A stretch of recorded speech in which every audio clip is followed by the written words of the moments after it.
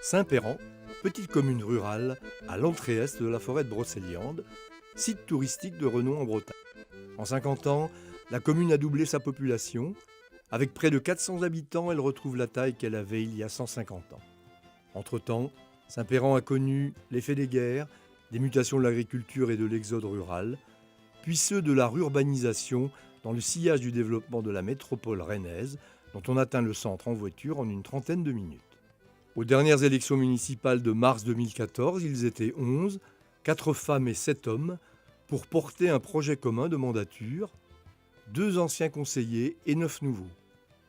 6 d'entre eux sont installés dans la commune depuis moins de 10 ans.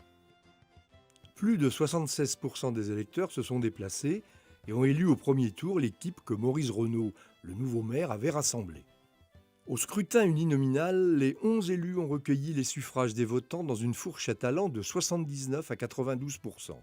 À un moment où l'engagement politique connaît une crise profonde et où les citoyens rejettent de plus en plus une démocratie intermittente, il nous paraissait utile de raconter l'histoire ordinaire de 11 femmes et hommes engagés à l'unisson des habitants pour assurer la gestion collective des biens communs de leur territoire et promouvoir le bien vivre ensemble.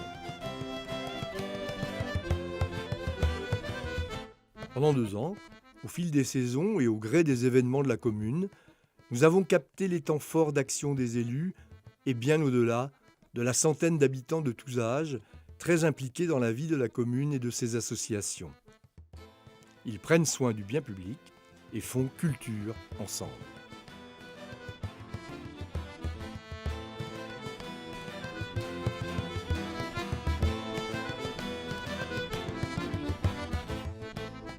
Voici donc l'histoire d'une communauté villageoise complexe, dynamique, ouverte et accueillante, inscrite dans la culture, l'histoire, la sociologie, l'économie de la Bretagne, en France, en Europe, dans le monde au XXIe siècle.